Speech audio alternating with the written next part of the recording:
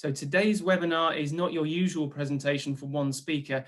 It's a session which allows you to take part and ask questions around academic English, which we will then put to our panel of academic experts. Our panel is made up of some of the presenters who presented or will be presenting at the conference. And I'll just ask them to briefly introduce themselves in a minute.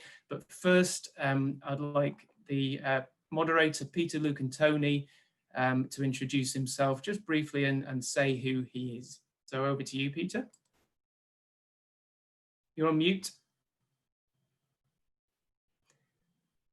Peter, there we go. There we go. Hi, good morning, good afternoon, good evening, everybody, wherever you are in the world. Thanks so much for attending today. My name is Peter, Luke and Tony. I work for Cambridge University Press as the Professional Learning and Development Manager across the Middle East and North Africa, but I actually am based in Cyprus. So that's me, and I'll be talking to you again in a few minutes. Great stuff. Thank you, Peter. Yeah, so this session will last for approximately 45 minutes. And if you have a question to put to the panel, please add it in the Q&A box on your screen. We'll do our best to ask as many questions as we have. I will then appear with 5 minutes to go, just to let you know that there's 5 minutes left before we're out of time. So this session is being recorded. So if you've missed anything or you've a colleague who would like to watch this, you feel, then if you go back to the cambridge.org/academic-English site in a couple of days' time, then you'll see there'll be a link to watch these sessions again. So let's meet our panel. And would you like to introduce yourselves? I don't know, let me just shout the names out and it's easier, then you can introduce yourself. So Nala, would you like to introduce yourself? Yes, hi everybody. I'm very happy to be part of this panel. My name is Nahla Al-Malki and I'm based in Dubai, UAE. And I work quite frequently with Cambridge University Press on various programs and training with different universities. That's about it. Excellent, thank you. Zainab, would you like to introduce yourself? Sure, thank you, Simon. Hello, everyone. My name is Zeynep and I work in Istanbul at Kadir Has University School of Foreign Languages as the Director of Curriculum and Assessment. Excellent, thank you. Isabella? Hi, everybody. It's a pleasure to be here. Hello from Brazil. I work at a language teaching institute, a binational center, Brazil-US binational center in Brasilia called Casa Thomas Jefferson. Excellent, thank you. Kashmir? Oh, that's it, unmute. Kashmir, you're still muted. Okay, sorry, my fault. Okay, hello everyone. I'm happy to be on this panel and I'm Kashmir Kaur, lecturer in EAP at the University of Leeds here in Yorkshire, sunny Yorkshire today. Thank you. Great stuff. And Hilary? Hi everyone, I'm a Professor of English Language at Coventry University, but I have got a background in as being a practicing EAP teacher. Thank you very much. And Peter Brereton. Everyone. Yeah, this is going to be confusing, I think, with two Peters. My name is Peter, and I work in Tokyo at a university in the west of Tokyo. I also work as a freelance teacher trainer for Cambridge University Press. And my voice is a little bit sore from presenting a few hours ago, but it's great to be here. I'm really looking forward to this. Great, thank you very much. So that's the panel. So I think let's maximize the time and get in as many questions and responses as we can. So over to you, Peter. Thank you. Okay, thanks very much, Simon. Okay, let's get cracking. I'm going to ask a question, and please panelists, raise your hand if you feel you've got something interesting to say. So the first question I have is, as a teacher, what should I do, or what can I do to get into teaching EAP? So what can I do to get into teaching EAP? Yeah, Kashmir, yeah.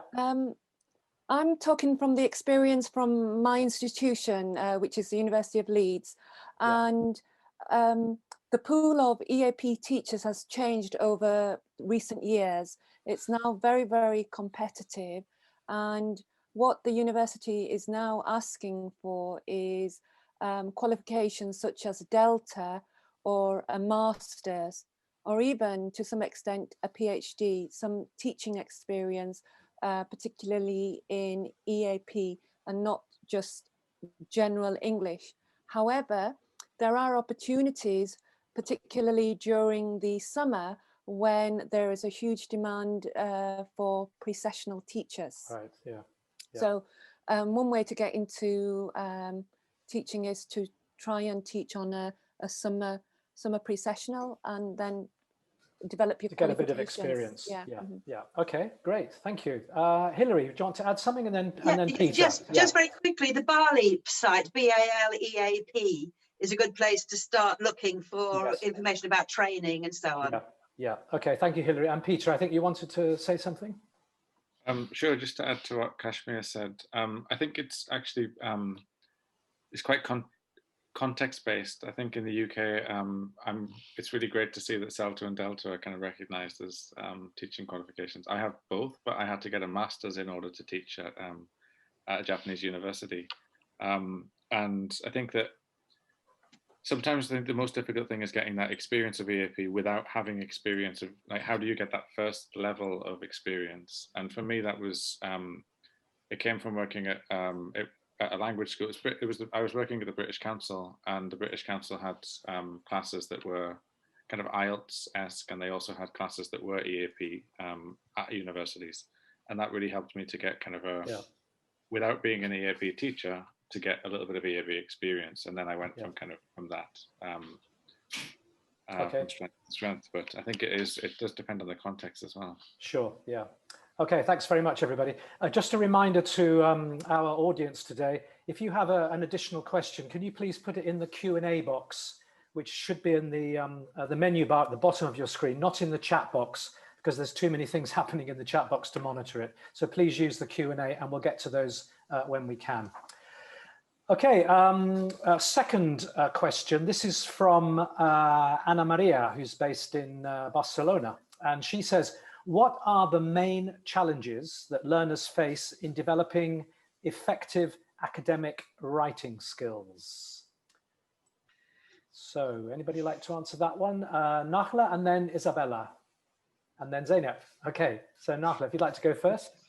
Yeah, I think one of the biggest issues that we hear from students and from teachers when I work a lot with training teachers at universities, teaching academic programs, is the lack of models and lack of exposure. So a lot of them really have come in from school, where most of what they've been doing is general English, texts that are completely in a different area. So I think exposing them to that is very important. And because there's very limited skills development that happens in so many different countries and schools, even on their L1 level.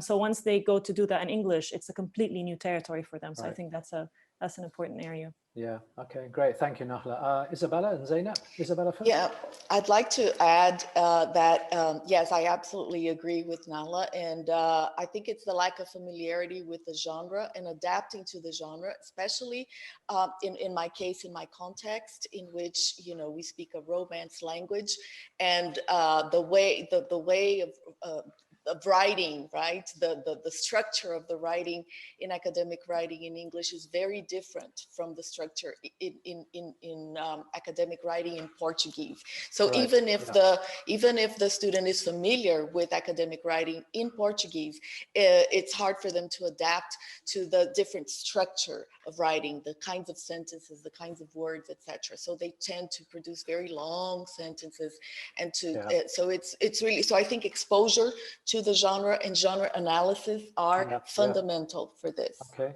great. Thank you very much. And Zeynep? I absolutely agree both with Nahla and Isabella. And as part of that genre analysis, one of the very common problems that our students face in our EAP course is, seemingly simple, but not so simple issues like not knowing hedging language, overgeneralizing. So we are constantly giving them additional supplementary material so that they can write better in line with academic writing conventions in English in general. So as Isabella says, it's a different genre. It feels like academic writing is similar, but it really isn't. Okay, yeah, great. And the hands are still going up, so I think we've got more comments. Hilary, I saw your hand, and then Kashmir. Yeah, so Okay, Hilary. the British Council Learn English site has a section, Writing for a Purpose, Yes. which I was involved in doing, so I know about Okay. it. And it sort of introduces different genres of academic writing at university level. Okay, great. Thank you for that. And Kashmir, something to add? Yeah, I'd just like to add that students tend to be not familiar with the formal style of academic writing, Right, yeah. and the academic conventions. Those Mhm. seems to be one of the areas, or the areas where they appear to struggle. So I would suggest that exposure to academic text will, particularly in the genre areas, that would help them to improve or give Yeah. them ideas of style that is Yeah. for their particular genre. So I guess providing plenty of models and Yeah. scaffolding and Yeah. yeah. Okay, Thank great. Thank you. There's a question just come up in the chat box from Jeremy. I don't know where Jeremy is, but quite a broad question. So I don't know who's going to be brave enough to answer this one. But what techniques would you suggest for teaching EAP to SEFRA level, A2 and B1 level students, so sort of elementary, pre-intermediate level students? Any particular techniques or strategies that you think would be particularly appropriate for teaching EAP at fairly low levels? Come on, who's going to be brave? Yeah, Zeynep, go for it. This is actually what I sort of presented yesterday about. Yeah. At A2 and B1 levels, we definitely, well, specifically at B1 level, I think we need to start students an idea about some of the academic writing conventions, but definitely at lower levels, what we need to start with is to share with students some rhetorical patterns that are usable depending on prompt analysis. So what we really need to teach them, not as essay types, but as functions, is how to explain the causes of something, how to write about analysis of the effects of something, the reason and result relationship, how to write a proper definition and probably an extended definition, how to exemplify a point that was made, and how to develop a point. So start in smaller bits, not in essay types, but much smaller chunks of written output. And as they develop, as they rewrite, then move on to longer pieces of writing. So it's just a case of building it up slowly as students progress through the levels. Yeah. Okay. And great. along with language development, of course, and vocabulary development, which has to be happening all the time. Yeah. Okay, great. I'll go back to my questions now. This one's about academic listening. Are there any key strategies to improve academic listening? And if so, what are they? And this is from Sultan in Muscat, Oman. So any key strategies to improve academic listening? Anybody want to take that one? Nahla, yeah, go for it. Maybe set them up for success by doing some pre-listening, just as we do sometimes with general English, especially at the early stages, to give them that support. So get them familiar with the topic that they're going to be listening about. Just give them a chance to start thinking about what knowledge, what information that they already have, what vocabulary pops into their mind, because that automatically lowers their anxiety, and it makes it a much more pleasant and engaging experience for them, because they can, do their best then. Yeah, okay, great, thank you. Kashmir, yeah.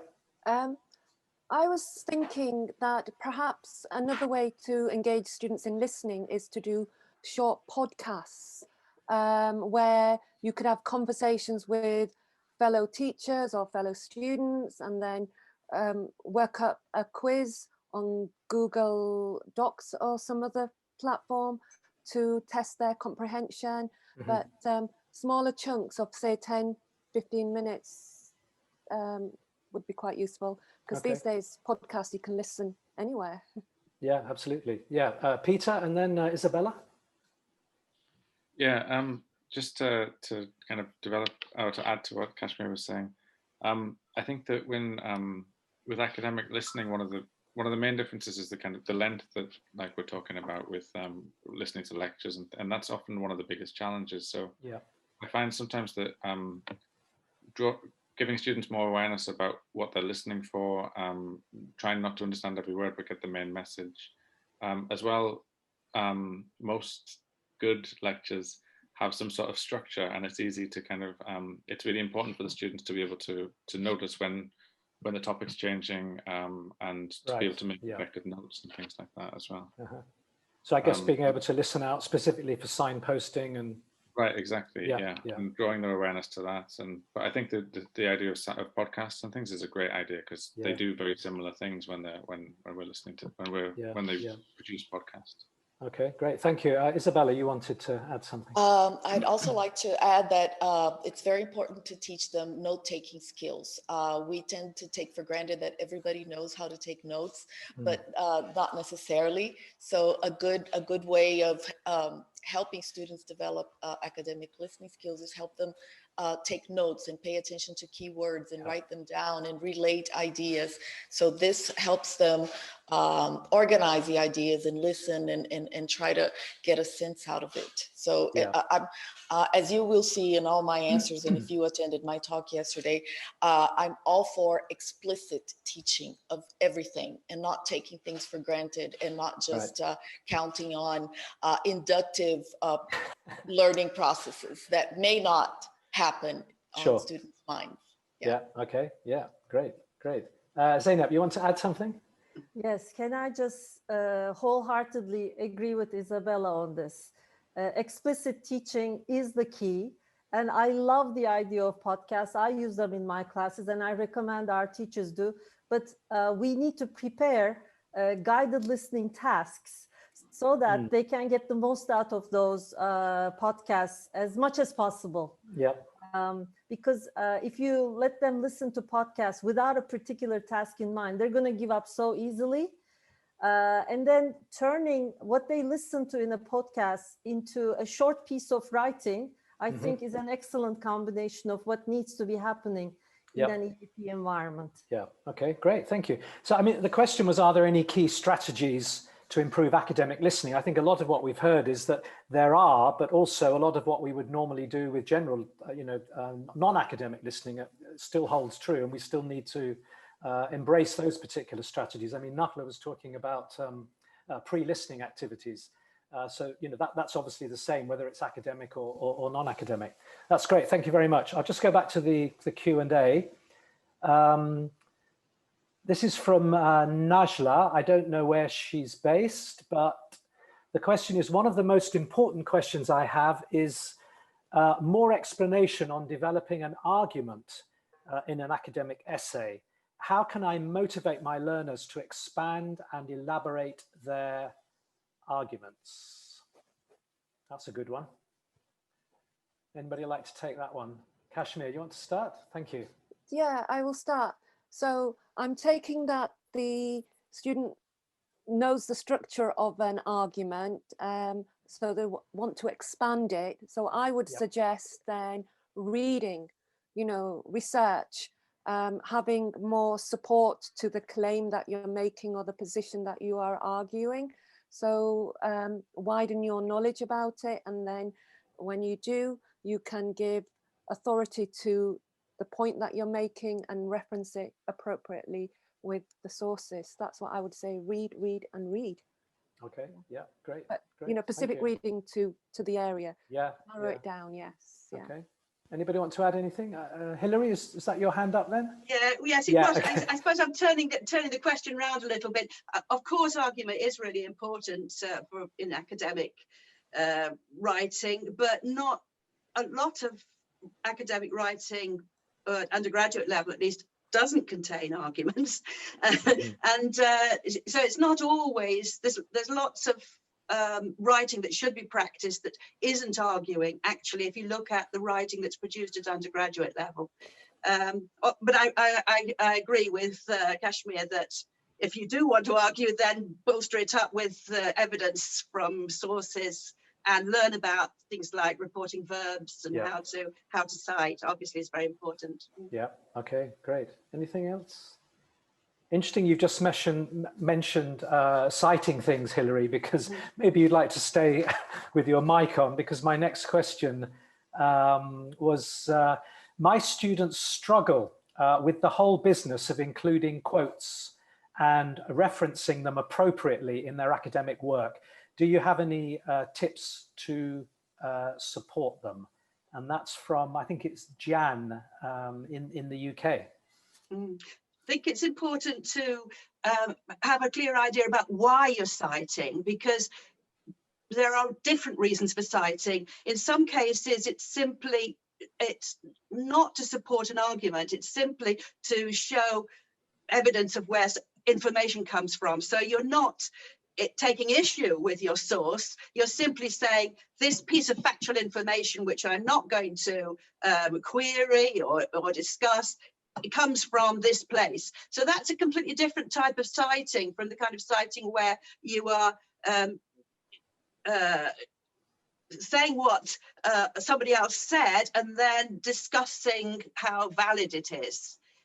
So they should be treated differently, I think. Yeah. Quotations, you don't need to quote unless it's a particularly apt piece of text and you're going to take issue with it in some way. You're going to evaluate it or comment on it. I would say never cite like that unless you're going to comment. It's useless. As a lecturer, as an academic, academics are not interested in what other people have said. They're interested in what you think, and you're only using your citation to support what you want to say. But go on. Thank you, Hilary. Thank you. And I can see Nahla wants to add something to that. Yeah, definitely, I agree. And I think this also goes in line with what Isabella said about explicit teaching and not taking it for granted that they will know when they should cite and how and where. So maybe it's worth investing the time to have a few sessions on talking about doing, a sort of text analysis, showing them different essays where people have cited and trying to find out why did they use this method versus that, how did they do it? Laying the groundwork, because often they come in and they're thrown again into the classroom and they're asked to do this, but they're not really that familiar. So you need to really invest the time to do this. Yeah, and if I may ask a question, Nahla, I've heard you talk about how culture impacts on writing. Anything you'd like to add to that? And Isabella, I saw your hand. I'll come to you next. Yeah, the idea of culture as well. So for example, my background, my first language is Arabic, and in our academic writing and in our writing in general, we tend to like, for example, repetition, indirectness, turning around the point from several angles again and again, which might be in other languages such as English or other conventions not really favorable. So even talking about these, I think makes a difference because they might think it's a good thing that they're, citing so many different sources and getting quotes from here and there, but they don't understand that doesn't really transfer to English. So okay. Thank you very much. Isabella. I would like to add to what Nahla said about analyzing and teaching explicitly, a little more bottom-up work regarding, really practicing paraphrasing. Really practicing, okay, this is what this is what you want to cite. How would you say it in a different way, in a way that matches your style of writing, that is coherent with the ideas you want to develop? So this needs to be practiced. Just reading will not help them pick it up necessarily. It will help some students pick it up, but not all students pick it up. So they really need to practice. So bottom-up work on this. Okay, yeah, great. That's great, Isabella. Thank you. Anybody else? Okay, next question then. I'll go back to the Q&A box. Interesting question here from Jay Joseph. I don't know where Jay is, but the question is, why don't we have a standardized, universally accepted EAP course curriculum and standards, something like SEFRA? At the moment, higher ed institutions around the world have their own curricula and courses. Good question, I think. Why don't we? Anybody know? Hilary knows. Go on, Hilary. Well, I don't know, but I would say that the BALIP, which is a sort of global organization, does have,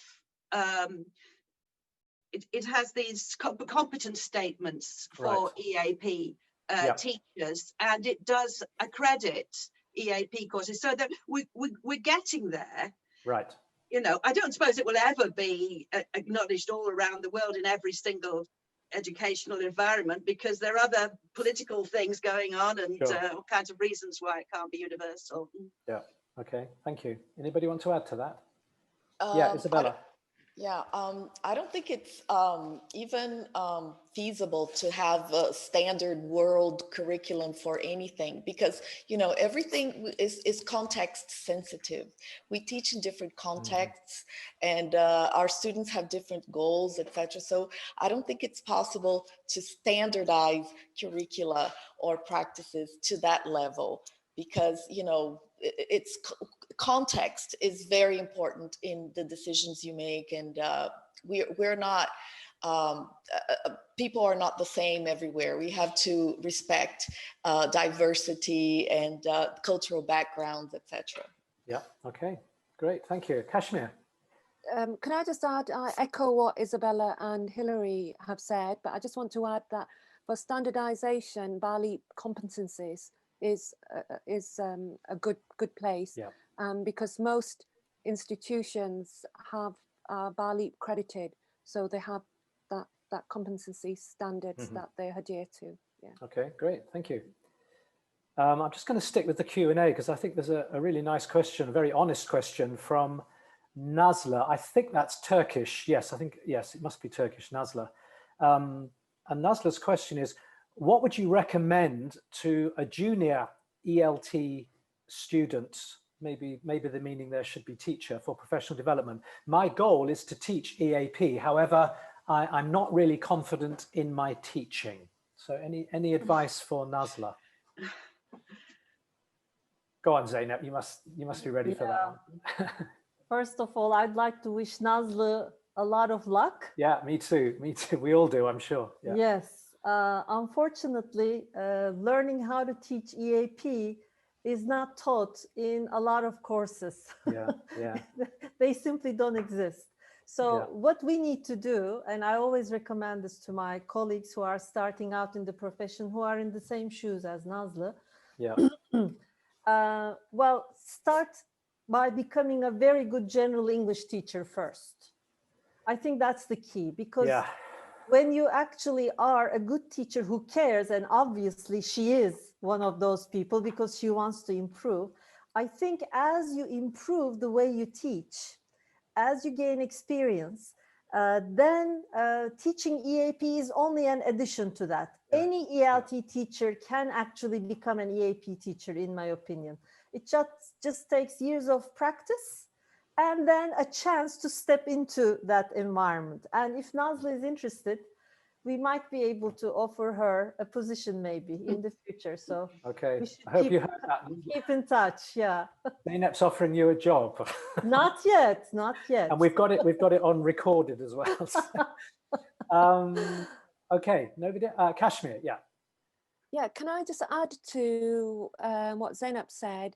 There are some online courses. I know because I have colleagues who have in the past done online courses, and I'm afraid I can't remember at the top of my head, maybe Nottingham or Leicester. And there is the MOOCs platform as well, FutureLearn, where it is also a starting point for information about EAP courses. Yeah. Okay, great. Thank you. Okay. All right. Sorry, Hilary, yes. Just a quick addition. I mean, it seems to me that the thing that differentiates ELT teachers from EAP teachers is that EAP teachers also have to know what is going on in the disciplines and what the requirements are of the place where their students are going to study. And that's an extra level of information that they've got to acquire from somewhere. You've done it again, Hilary. What? Well, I've just seen a question in the Q&A which segues from what you've just said. So I'm going to go back to my own questions in a minute. But this is a great one from, I think it's Saima Yaqub. That sounds Arabic, but I don't know where Saima is. But anyway, the question is, how can ESP be taught to a class of students belonging to different departments? For example, cybersecurity, interior design, and architecture. I have students of all these departments in one class. So Hilary, what's the answer? Come on. Well, I mean, And then Isabella, I'll come to you. the work I've done on analysing genres across the disciplines, we've tried to see what genres occur in some form across multiple disciplines, and there are some genres that you find occurring again and again and again in different disciplines. Obviously they look slightly different and the vocabulary is different and so on, but the structure is the same, and I think you can start from that. It is difficult, I agree, and things going back to citation practices, they're going to be different, so I don't approve of a one-size-fits-all account of how to cite, for instance, because they're different conventions in different disciplines. But yeah, looking at some of those very common genres like case studies or explanations is a good one to start with. It's just expositional writing and reflective writing too. They occur right across a large number of disciplines. Yeah. And I think just a small point, Isabella, Peter, I'll just come to you, but the question is, how can ESP rather than EAP? And we haven't got time to go into that, but maybe we need to consider that. I have something to say about that as well. But I'll come back to you, Hilary, because Isabella. There are genres which are professionally oriented in universities. I mean, a lot of the things that students are expected to write are oriented towards the kind of writing they're going to do in the profession. Sorry, I'll shut up now. No, thanks. No, don't shut up. We need you. Isabella, please, and then Peter. Well, I think in this case, it's the key there is differentiation. I mean, you'll probably have students bring texts from their different fields of expertise and analyze those texts, maybe notice the similarities, the differences, etc. So a lot of genre analysis, but differentiated, right? Maybe not everybody working necessarily on the same text. Something which frightens teachers, though, doesn't it? Doing things like that. But yeah, nice idea. Thank you. Peter, you had something to say. It was very similar to what Hilary said at the end and what Isabella said there as well. But I don't think that many EAP or if we talk about EAP for a second, I don't think that many EAP kind of preparation courses take into account what the student's next step is. We kind of teach them as general academic English, and then I think what's really important is that we teach students that what we're telling them is not necessarily what's always going to apply to their own kind of major or their own field of interest. But they can take the skills that we teach them and apply them in their own specific way. But I think that often needs to be made explicit that what I'm teaching you here is going to be very useful, but it might not be necessarily useful for science majors or whatever it might be. I guess that's a luxury that we can't afford to focus on everybody. It's I guess it's one of the major challenges, I think. Okay, brilliant, thank you. Kashmir, your hand, and then Nahla's hand went up. So Kashmir. I just want to add here that the world that we're living in is not the world where every discipline is in their own silos. We're very much dealing with world problems that need multidisciplines and interdisciplinary. So I think on one level you can see that as a positive. It's no bad thing that you've got lots of people, students studying different disciplines working together, because learning from each other. But again, yes, genre analysis I think is a good start. Okay, thank you. And Nahla? Yeah, just adding again to what Hilary and Kashmir said, so about looking into the different genres or different disciplines and what genres come up. I think this is the time as well for us teachers to collaborate as well, because I know this could take a lot of time if you have to go and analyze all of these different areas. But that's when if you have a good, strong community of teachers within your department, within where you live, etc., within the different universities, and exchanging this information and knowledge could be very, very useful, because you could see what works with other people teaching such a varied group, and then save yourself some time and effort. You'd still have to do some work yourself, but taking on from other people's experience is very, very important. Okay, great, thank you. Right, I'll go back to the Q&A. Here's a nice question from, I think it's Devika Misra. Again, I don't know where Devika is, but the question is, how useful is supplementing EAP classes for lower ability students with general English lessons? So I guess you know, EAP class, general English, and having the two together. Any thoughts on that? Does anybody actually do it, maybe? Yeah, Isabella.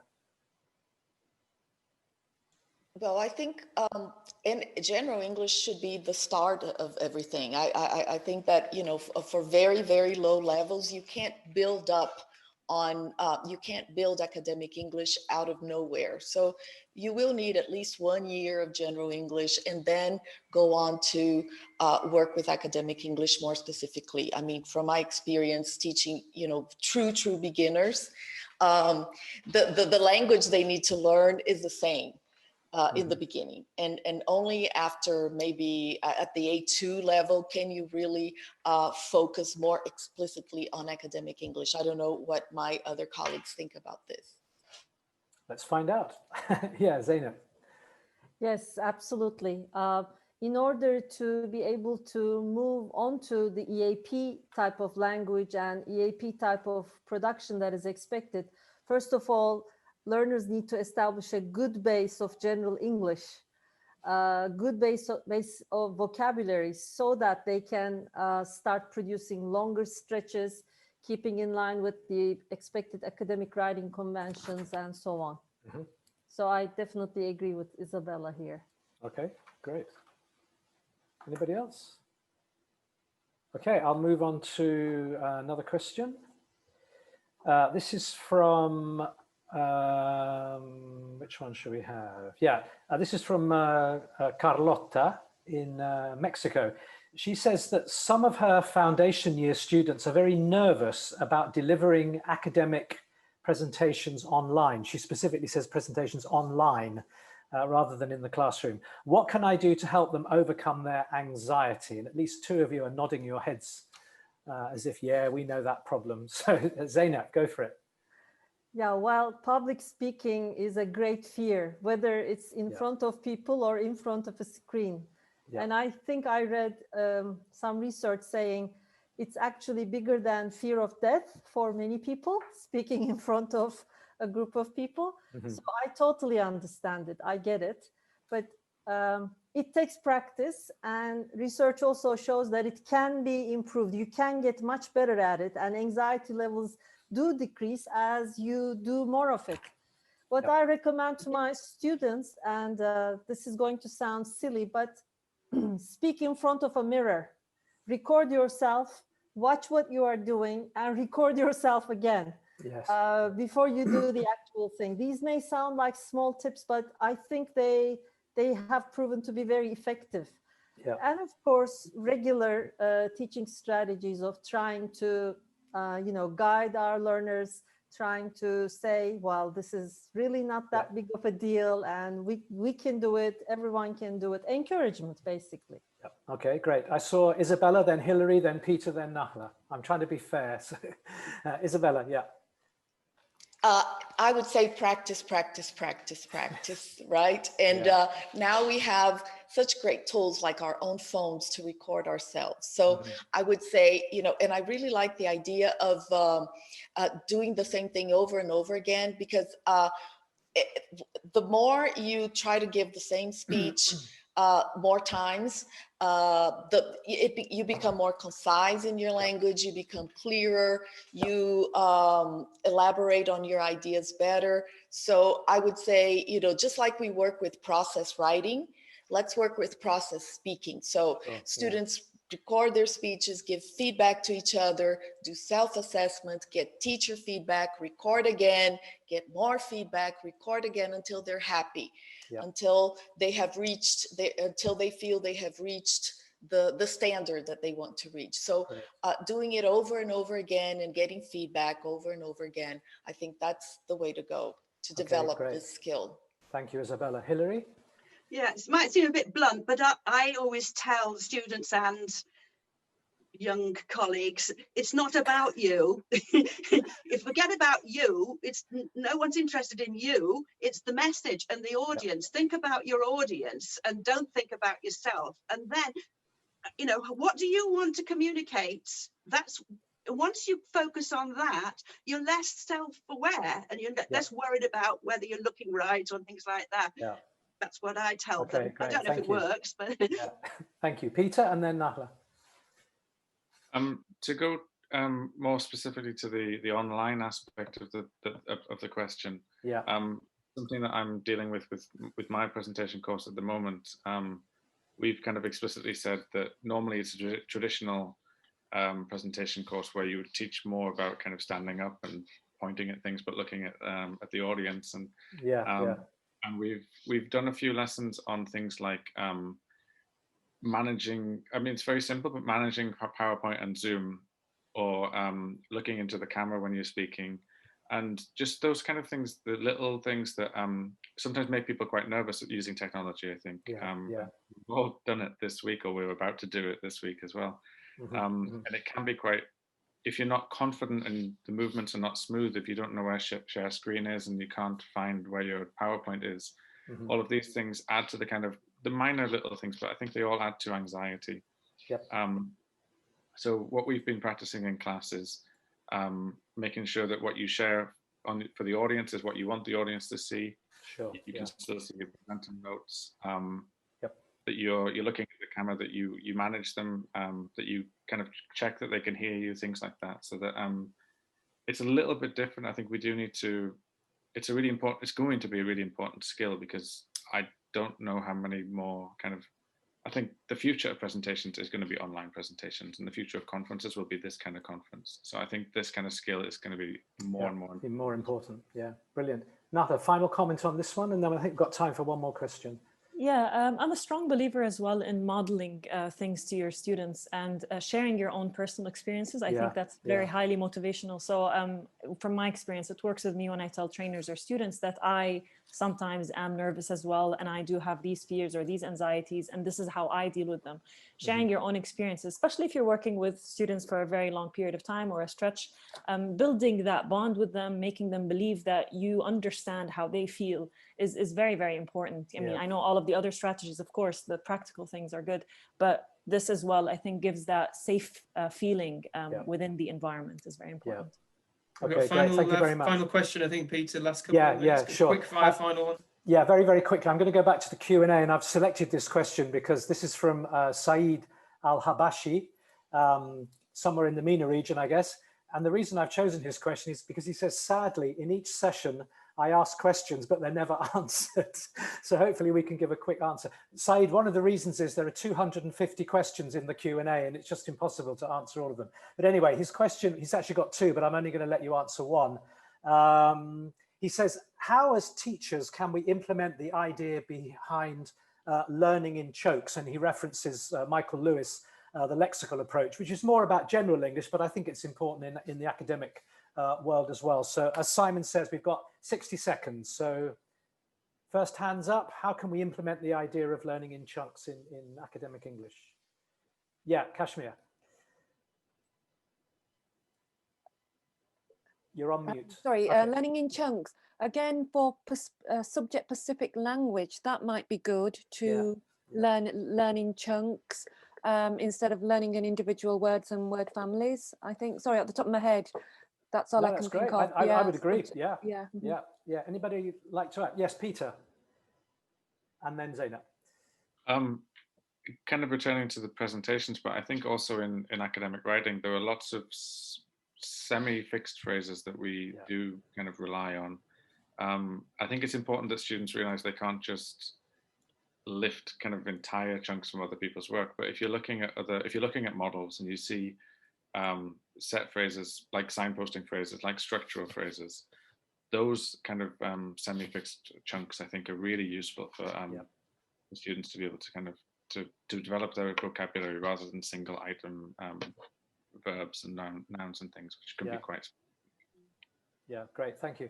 Simon, do we have time just for Zainab to add something? Yes, we do, yeah. Okay, Zainab, do you wanted to say something? Okay, really quickly, actually, I'm just going to echo what Peter has just said. I think we need to provide lists of these chunks, selected lists, selected from a very principled perspective. And like Nahla said earlier, provide models to show them how those chunks are actually used in context. if we don't model, then it's an area where it's so easy to get lost because there's just so much to learn and so much to teach. And so little time to do it in. And so little time. Yes, exactly. Thanks, Zeynep. Thank you. Sure. I think that's all we've got time for, unfortunately, because I think this could have run on for at least another sort of 2 hours. So we had so many. That's it. Thank you very much, everybody from everywhere, and there's far too many countries to name there. That's the end of the session, and yeah, please do sign up for other sessions and have a good rest of day or evening. Thanks, everybody. Bye-bye.